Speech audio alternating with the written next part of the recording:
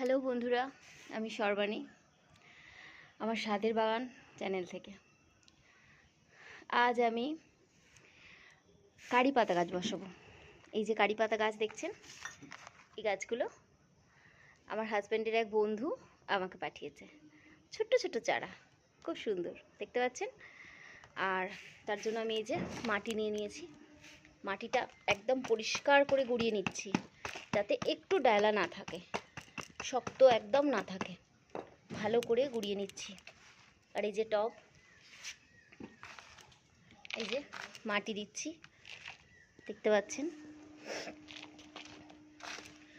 আর হালকা বৃষ্টি পড়ছে, বৃষ্টির মধ্যে এই শক্ত শক্ত মাটিগুলো একটু ফেলে দেবেন।